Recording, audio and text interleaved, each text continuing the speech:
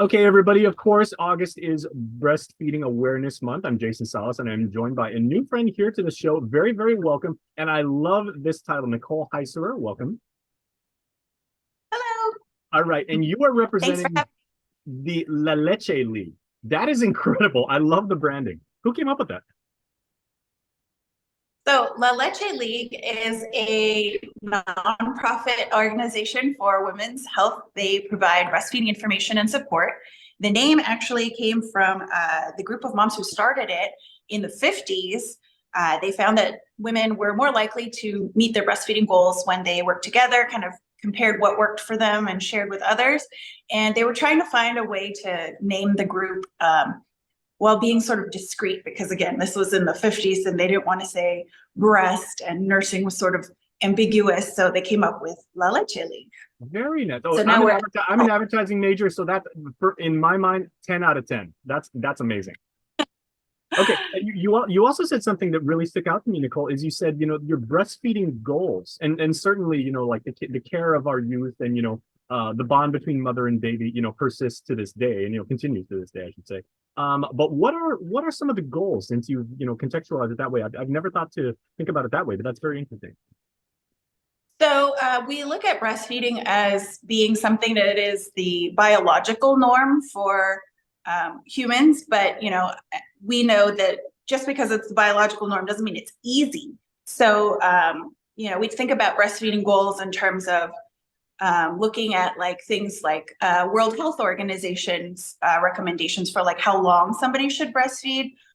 But really what we mean when we say that is like, for this particular baby and parent, like what do they want to do? They want to breastfeed when mom goes back to work full time, or they want to be able to breastfeed, but they want to be able to, I don't know, incorporate dad into the bonding and have him participate in feeding. Like what are you trying to accomplish that within the scope of breastfeeding that you need some help with? So we talk about goals and talking to families and kind of meeting them where they're at, like what's going on in your life. Or maybe your goal is I'm so done and I want to wean, then we can help with that too. So Okay. breastfeeding goals being anything. So that being the case, what are the most common questions that like tend to bubble up? And if I may, not only just from mom, but also from dad.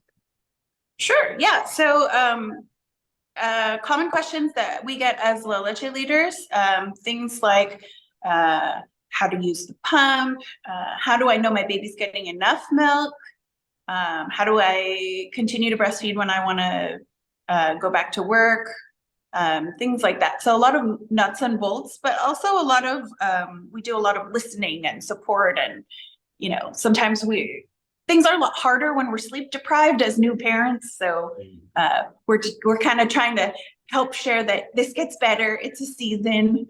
Things will improve. Here's some things you can try. Add some things to your parenting toolkit. So those are that's the when sort the of dudes have to step up and be supportive of these wonderful, wonderful women. Like let's give them all the support we can. Like if they're a little bit sleep deprived and everything like that, let's do what we can. Yeah, and that's a great way for dads. So we get a lot of questions too about dads, like how can I give my baby a bottle so that dad can participate?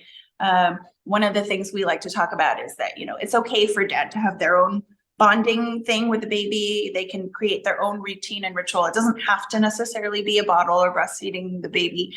They can participate. Maybe their job is always to burp the baby, or they do bath time, or they sing to baby a certain song, and that's kind of their thing. They can give a bottle if that's what the family wants, but a lot of families we talk to are relieved to hear that they don't have to figure out how to get dad to give a bottle when they're also still sort of new to the whole breastfeeding relationship and trying to figure out how to get that settled first. And that's why you're the best, because you actually said it right there. Again, another like stroke of genius by you is you said this is a family activity and it should incorporate like all the members of the family, not just mommy and baby. Absolutely. And I would even go so far as to say beyond the nuclear family, with even within the community, does like Guam has the Nanay Patkan Act, so mom and baby can breastfeed anywhere that they are allowed to be out and about. So even just community, having places where a mom can sit down and breastfeed and doesn't feel like she has to hide, or people are okay with that, or maybe you're at a party and it's loud and noisy and offer the mom a room to go breastfeed so that she can nurse the baby without too many distractions. So it really can be a community thing. Just, you don't have to be a parent or a breastfeeding parent to support breastfeeding and enjoy the benefits for everyone. Now, Nicole, we of course, like I'm a little bit on the older side, but so we now live in a social media driven world, and a lot of that is superficial. People are worried about, ego and appearance and everything. I've read before that some women are very, very concerned about how they may look if they are going through, like the breastfeeding phase. So is that feedback that you tend to get, and like, how do you address that? So we do get a lot of people who are nervous about breastfeeding in public. They think that they're going to be exposed, that they're going to, look scandalous. So one thing that is often recommended that helps for other parents is to practice at home in front of a mirror.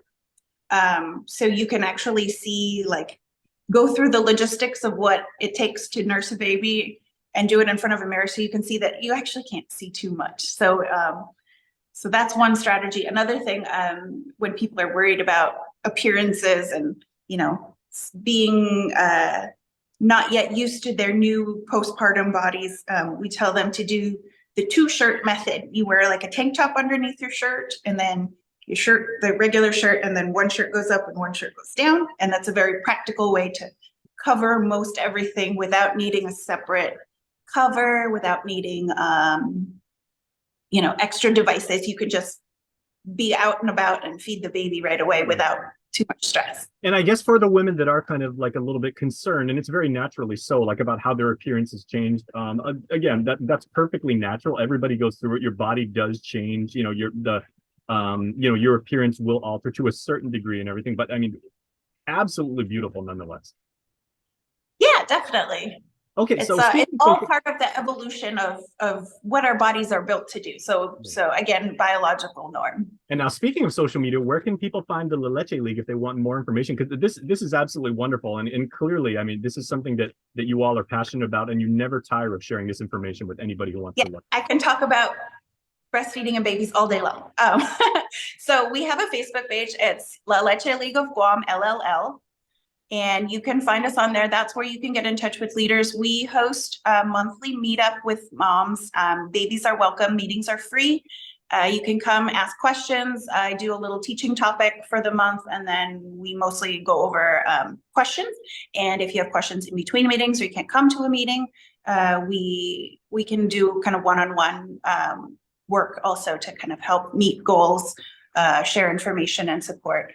And if you're not on Guam and you're interested in the Leche League, it is, again, an international organization. So they have a social media presence for leleche.org, or you can go to lli.org to see a chapter near you. And you guys are absolutely wonderful people too, and really, really, really easy to engage with. I mean, some of the questions that I thought I was going to ask today, and that I did, are a little bit on the sensitive side, but you've made it so easy to interact with you and and to ascertain the information. So thank you. Oh, I'm glad. It was a pleasure to talk with you today. All right. And we will talk some more. So remember, everybody, August is Breastfeeding Awareness Month, but the importance of breastfeeding, the criticality of breastfeeding is obviously year round, and it will affect the entire family for life. So Nicole, thank you. Thank you, Jason.